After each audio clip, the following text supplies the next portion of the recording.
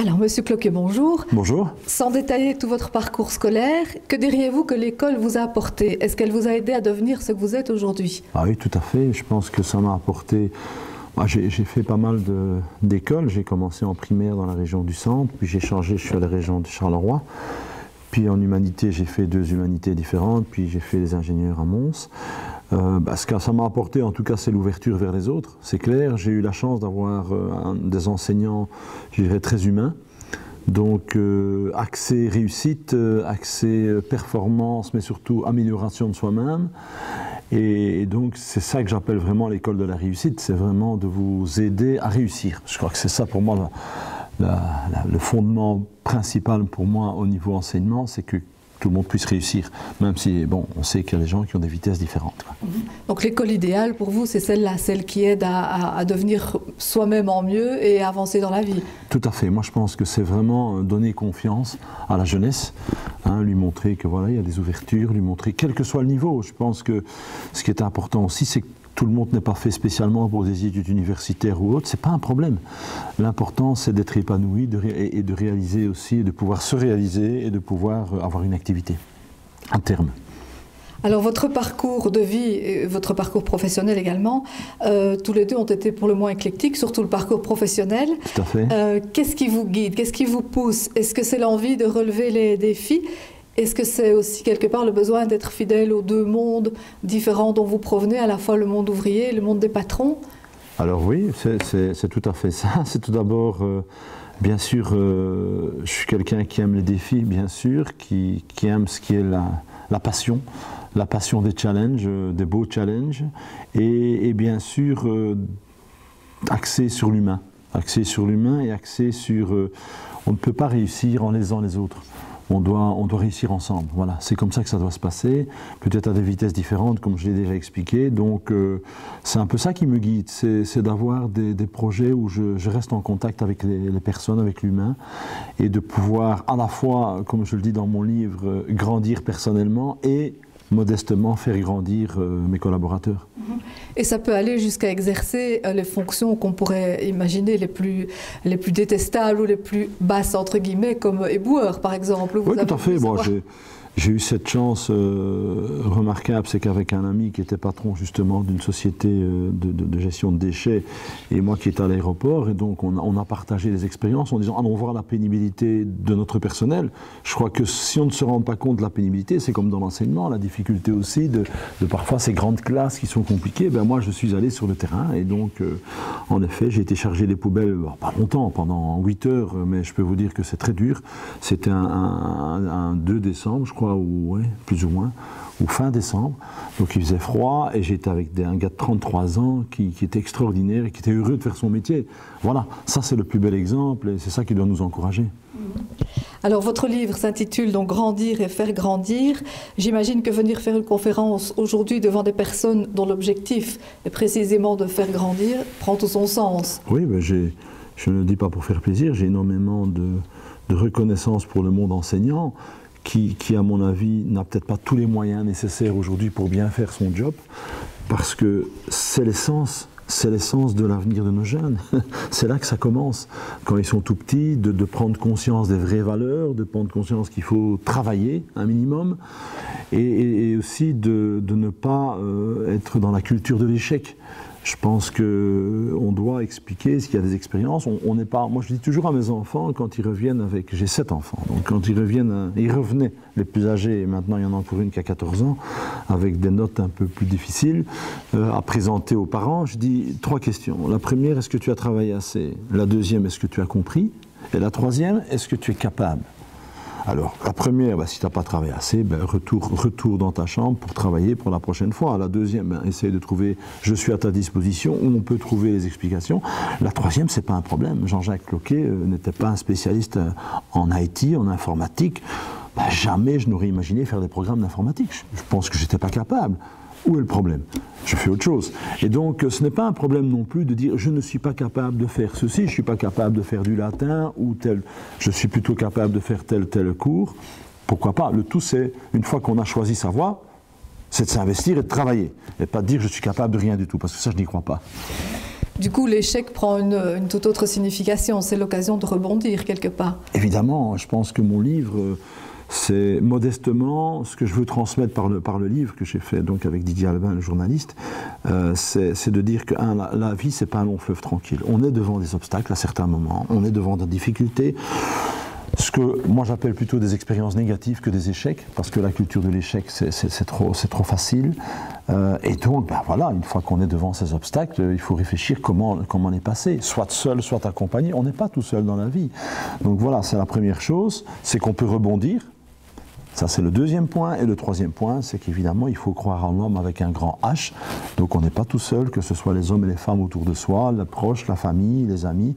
Je pense qu'il y a moyen de s'appuyer sur cela pour réussir. Alors, gérer une entreprise dont l'objectif est de faire du profit et gérer une école dont l'objectif est d'éduquer, on pourrait se dire qu'a priori, ce n'est pas du tout la même chose.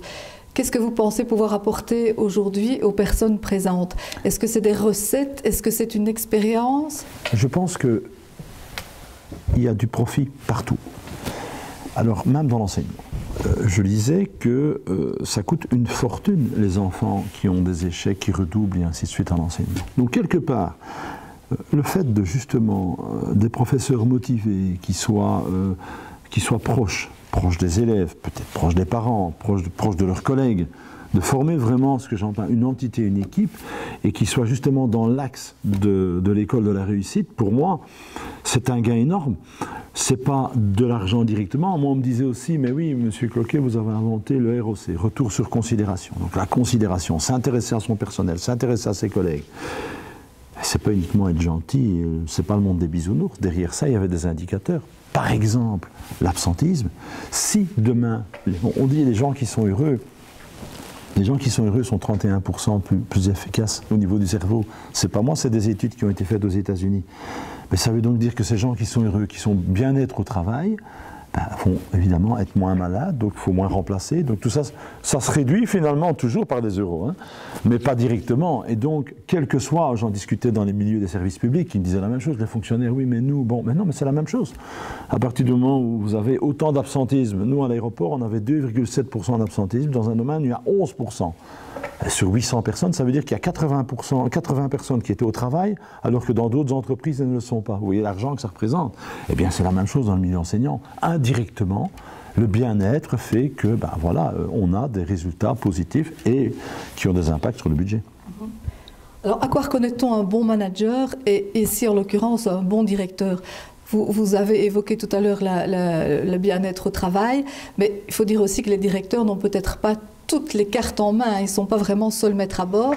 Qu'est-ce que vous pourriez leur donner comme conseil sans faire toute votre conférence ici, évidemment? Non, mais bon, comme l'interview passera après la conférence, j'aime bien cette question parce qu'il y a un message fort que je dis, que ce soit un directeur, un manager ou quoi que ce soit. Pour moi, la première chose fondamentale, c'est de s'entourer dans les différents domaines de gens plus compétents que soi. D'accord? On a parfois l'erreur de se dire, tiens, on crée un peu une équipe avec des gens un peu plus faibles, comme ça je garde le contrôle. Ça ne sert à rien, on rétrograde. Et donc, le directeur, comme un patron d'entreprise, devient un chef d'orchestre. Il n'est pas spécialiste en latin, il n'est pas spécialiste en anglais, en histoire, en mathématiques, mais il doit coordonner une équipe. Et s'arranger pour que cette équipe s'harmonise, soit solidaire. Ça, c'est le premier point. Le deuxième point, c'est recourir aussi à de l'expertise. Je pense qu'on n'a pas nécessairement toutes les expertises en interne. Aujourd'hui, on demande à Jean-Jacques Cloquet de venir parler du management. Modestement, c'est peut-être une question d'expertise, mais on pourrait très bien aussi demander à des financiers, on pourrait demander à des universités. Il y a des tas de gens qui peuvent nous aider à nous améliorer. Et la troisième chose pour moi, qui est là est vraiment fondamentale pour un directeur ou un manager, c'est de se dire, mais dans les 3 à 5 ans, comment va évoluer mon secteur? Comment évolue l'enseignement? Est-ce que, et c'est là que je travaille beaucoup sur, et que je crois beaucoup en la formation en alternance, quand il y a des enfants qui sont dans le fond de la classe et qu'on sent vraiment qu'ils n'en ont rien à cirer et tout ça, même le professeur le meilleur du monde va avoir difficile. Par contre, à un moment donné, on négocie. Ok, tu n'as plus envie de venir à l'école, eh bien, pendant 2 jours, tu viendras à l'école, pendant 3 jours, tu apprends quelque chose, un métier ou quoi que ce soit. Je crois beaucoup en ça. Ça, c'est l'avenir. Les pays scandinaves, la Suisse, ce genre de pays font ça, et ça, j'y crois beaucoup. Et donc, c'est un peu de se dire, je prépare mes enseignants à ce type d'évolution. N'oublions pas que dans En 2030, 60% des métiers qui seront en 2030 n'existent pas aujourd'hui. On a vu avec le digital et ainsi de suite. On a vu toute la problématique. Moi, quand j'ai commencé, il n'y avait pas de téléphone portable et ainsi de suite. Facebook, il y a des avantages et comme on le sait, malheureusement, il y a beaucoup d'inconvénients. Le harcèlement, les fake news et ainsi de suite. Donc tout ça évidemment, c'est aujourd'hui rentre dans le giron d'un directeur. C'est des nouveautés qui apparaissent. Hein, la sécurité, le harcèlement, le bien-être. Et donc, voilà, moi je pense qu'avec une bonne équipe autour de soi et des experts, et surtout regarder comment l'évolution dans le métier qu'on gère va se faire. Justement, j'avais envie d'évoquer ceci dans le livre. Il y a un très très beau texte que vous avez écrit sur la solitude. Tout à fait. Et j'ai remarqué à plusieurs reprises en interviewant des directeurs régulièrement qu'ils me parlaient beaucoup de leur sentiment de solitude. Et on peut dire que chaque enseignant dans sa classe est aussi un solitaire. Alors comment parvenir à donner le sentiment qu'on forme une équipe où chacun a un rôle précis à jouer et où tout le monde concourt au même objectif? Comment est-ce qu'on peut vraiment imaginer constituer sa dream team? Oui, bien sûr. Moi je pense que ce qui est intéressant, enfin je ne connais pas évidemment les détails des organisations, mais j'imagine qu'il y a des conseils où on se réunit entre enseignants, professeurs, peut-être sortir de son lieu de travail, passer une journée ensemble, aller se balader dans la nature, discuter ensemble, avoir pendant 2-3 heures tous azimuts, se lâcher, oser parler de ses problèmes, chacun, et peut-être qu'un enseignant va avoir un problème que l'autre a eu et qu'il a résolu, et ainsi de suite, échanger. Ne pas rester trop dans sa solitude. Il faut faire attention à ça. La solitude peut être un moyen aussi de se ressourcer. Moi je dis toujours, il y a 3 axes importants. Il y a votre travail pour avoir évidemment, comme je dis, du beurre sur la tartine. Il y a vos amis, votre famille, et puis il y a vous tout seul. Mais vous tout seul, c'est des moments aussi où vous devez vous faire plaisir égoïstement. Allez vous balader, allez courir, faire des achats ou quoi que ce soit. Et donc, la solitude existe et ce n'est pas un problème. Je n'ai plus peur de la solitude, autant c'était difficile à certains moments, je n'ai absolument plus peur, j'ai souvent rendez-vous avec. Mais ça me permet d'être beaucoup plus fort après pour communiquer. Mais je crois que justement, en effet, les enseignants ont parfois l'impression d'être tout seuls et je vois beaucoup de problèmes. Comme dans les milieux, j'ai vu de la police et ainsi de suite. Et j'ai dit dans ces formations, j'ai dit, mais surtout, mettez-vous ensemble, osez parler. Je pense qu'aujourd'hui, évidemment, je vais avoir 60 ans, je n'ai plus peur de parler de mes problèmes. Et j'ai encore des problèmes. Mais je crois que souvent, on ne se rend pas compte, si on n'ose pas parler de ses problèmes, alors la situation s'empire intérieurement et on en arrive à des situations de burn-out et ainsi de suite, malheureux. Et donc, je crois qu'avoir des échanges avec ses collègues permet de progresser et en tout cas d'être meilleur. Vous évoquez aussi l'importance de donner à chacun l'occasion d'exprimer sa créativité. Or, on peut avoir l'impression que l'enseignement, c'est quelque chose d'extrêmement codifié. Oui.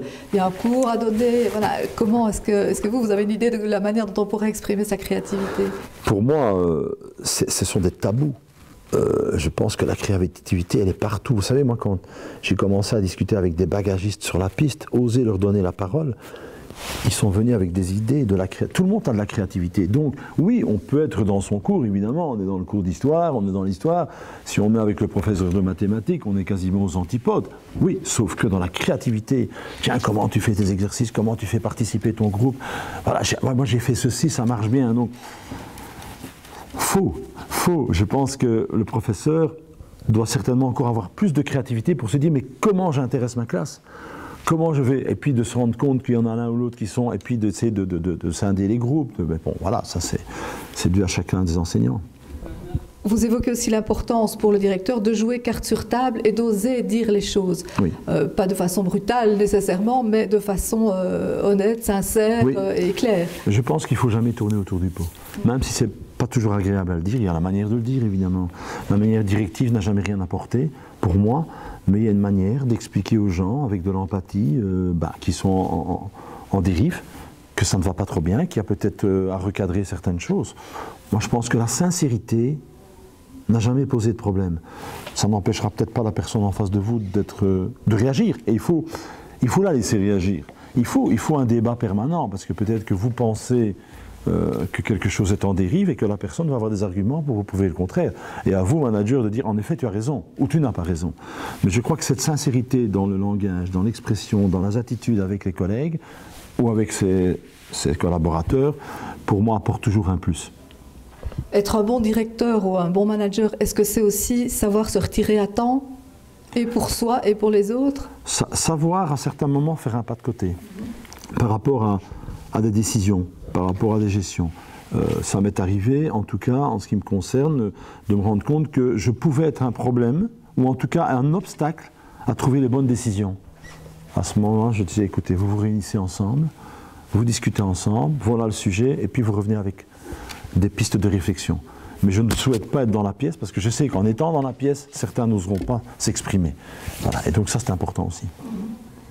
Le hasard fait que j'ai vu très récemment un tout récent documentaire de Thierry Michel qu'il a tourné pendant 2 ans à l'école Saint-Martin de Seraing, et où on suit vraiment le quotidien à la fois des élèves, des profs, etc. Et on peut constater le découragement qui atteint parfois les profs, l'absentéisme des profs, pas seulement à Seraing, un peu partout, hein, qui est vraiment un gros problème pour le moment. Et on a l'impression parfois que ces profs se battent pour essayer de sauver l'un ou l'autre élève, mais qu'ils ont l'impression d'être un peu abandonnés, d'être livrés à eux-mêmes et de donner une énergie folle, parfois pour des résultats qui peuvent sembler tout à fait minimes. Mais je pense qu'il y a autant il y a une dérive dans toutes les technologies, j'en ai parlé, les Facebook, autant il y a une dérive aussi dans le manque de respect par rapport aux professeurs. Je pense qu'il faut remettre l'église au milieu du village et de siffler la fin de la récréation. Je pense que tout le monde a des devoirs, hein, et tout le monde a droit à recevoir quelque chose. Les élèves reçoivent un enseignement, on essaye de qualité, je crois que c'est ce que chaque professeur a ça en tête, mais il y a le devoir d'écouter, le devoir de respecter, hein, des attitudes, de la discipline. Pour moi, il y a eu beaucoup trop de dérives, et c'est quelque chose qui doit revenir progressivement, et ne pas avoir des jurisprudences qui sont, mais oui, ou des recours. Et finalement, on donne excessivement de possibilités. Bientôt, les enfants viendront avec un avocat au cours pour dire « mais j'ai pas réussi, j'ai ceci ». Non, il y a un minimum de règles pour la considération des professeurs. Voilà.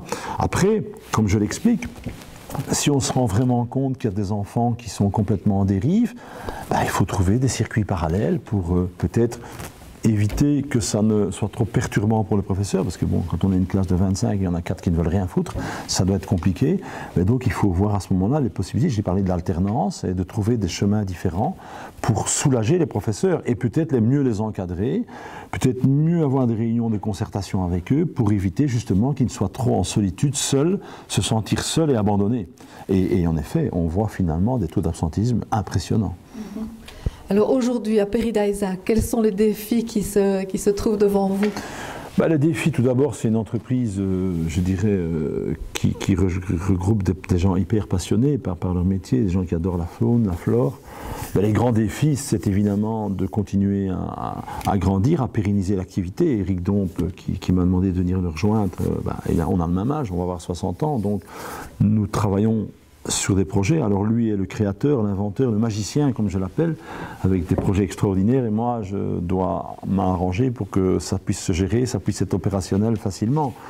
Les gros challenges, c'est évidemment d'ouvrir le parc le plus longtemps pendant l'année, et tout d'abord on a l'immersion avec les hôtels qui se sont installés à l'intérieur, qui sont une expérience extraordinaire, qui nous permettent d'attirer des gens de beaucoup plus loin, hein, vu que le parc en un jour devient de plus en plus difficile à visiter.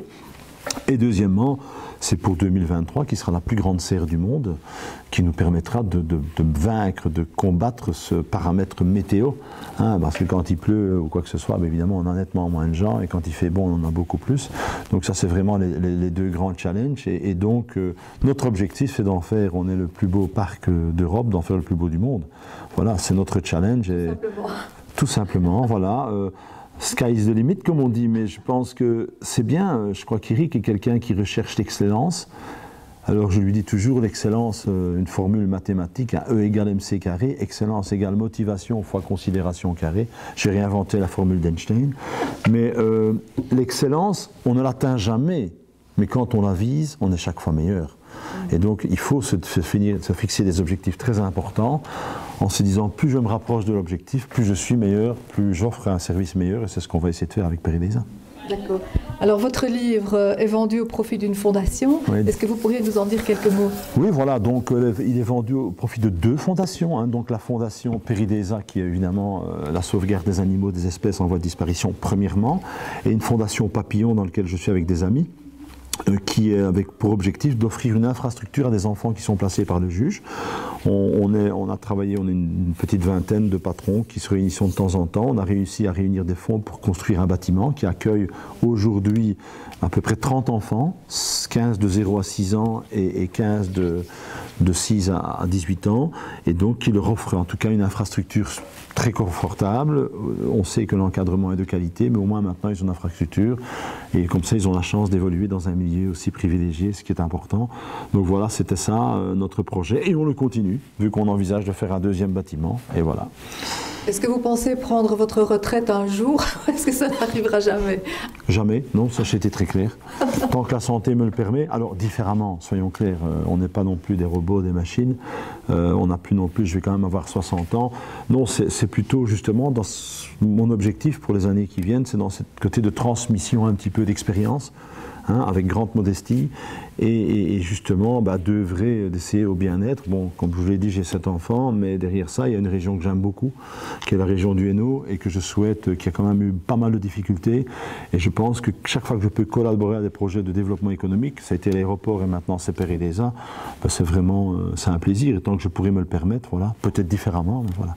Je ne dis pas que je travaillerai encore 6 ou 7 jours par semaine, mais bon, on réduira un peu, quoi. Voilà, mais je n'arrêterai pas. Merci. Merci beaucoup.